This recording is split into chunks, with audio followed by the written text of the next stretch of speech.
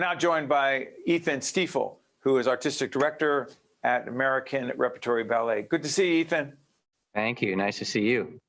Yeah, we just saw a video of Midsummer Night's Dream, right? Nice. Yep. Yeah, let's talk about, first of all, let everybody know what that is and why it matters. Well, A Midsummer Night's Dream is a production very special to American Repertory Ballet because it's a full-length production and one that was premiered just about 6 weeks ago here at the New Brunswick Performing Arts Center, and was the first new creation that I actually conceived and choreographed since becoming the artistic director here.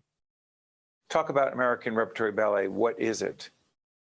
American Repertory Ballet is a company of 21 dynamic and compelling dancers, and we're the resident company at the New Brunswick Performing Arts Center, and we are also a company that has an affiliation with the Princeton Ballet School in Princeton, New Jersey. How'd you get into ballet? How much time do we have? No, when did it happen for you? No, I got into ballet when I was 9 years old, and I was growing up in Portage, Wisconsin, which is about 40 minutes outside of Madison, and both my sister and I. Is that a mecca for ballet? Well, I would say this, when I went into the studio to start lessons, it was a historic moment because, including myself, I think there was a total of 2 male ballet dancers in the entire state. So if that's a mecca for ballet, then we'll call it that. I know it's a mecca for the Green Bay Packers, but you were breaking ground in terms of what you were doing. And so you started dancing at 9, one of only 2 boys who had been in that program. So you come to New York when? Talk about a mecca of the arts, but go ahead. Yeah, no, I was fortunate enough that my father, who worked for the Federal Bureau of Prisons, just happened to be transferred to a correctional facility to work there in Lower Manhattan.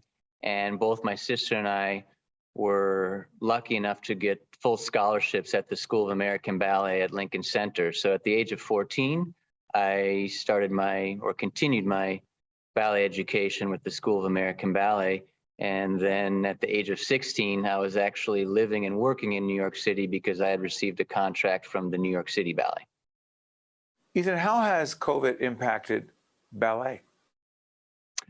Oh, it's had a profound effect. I mean, the fact that ballet and so many of the performing arts were shut down abruptly and for such a period of time, it's been a very challenging and difficult time. I think especially perhaps for ballet dancers, because a lot of what we do requires conditioning and athleticism and maintaining strength and stamina, and that's a difficult thing to do. But at the same time, it was one of those things where you find a silver lining and you're inspired by all of your colleagues that are remaining diligent and have just the passion and the love of what they do, that they were keeping things going in their living rooms or in their basements and really maintaining things. So it's been very difficult, and we couldn't be happier that we're now back in theaters performing and sharing what we love to do with our audiences.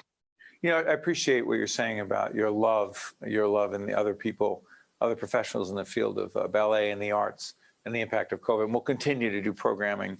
We are dedicated to making sure we not just promote the arts, but help tell the story of those in the arts who are struggling and trying to get, I don't even know what through COVID means, but tell that experience. But that being said, I want to ask you something.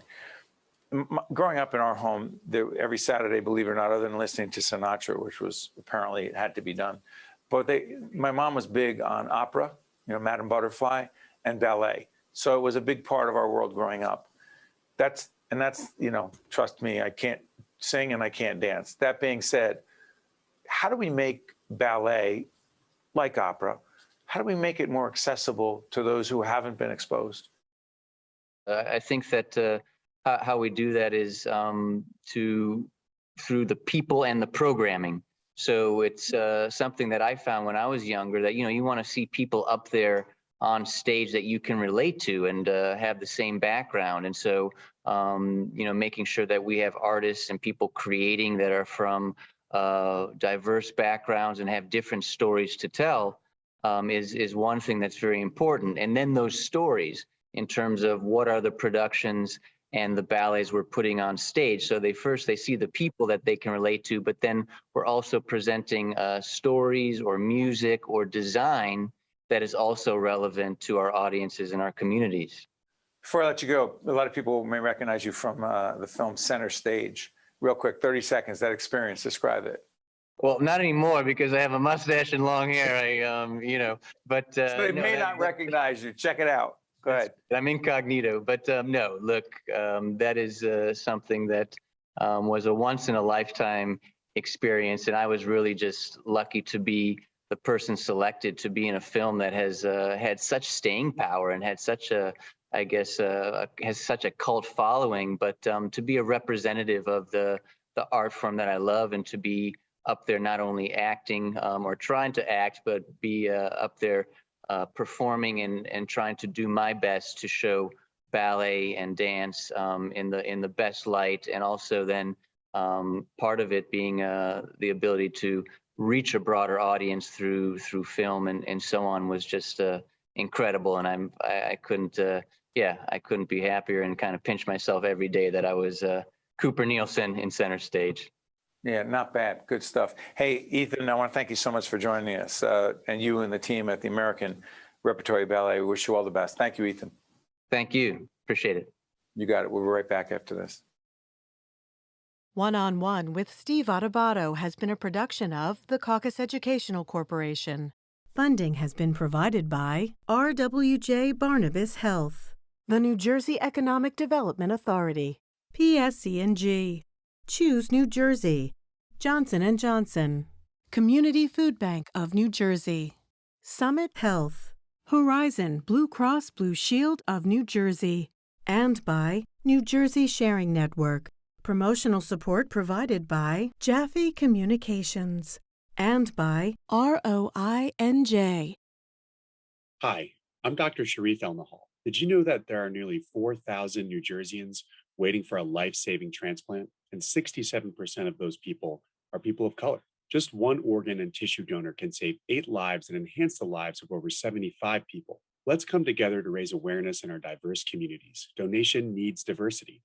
You have the power to make a difference. For more information or to become an organ and tissue donor, visit www.njsharingnetwork.org.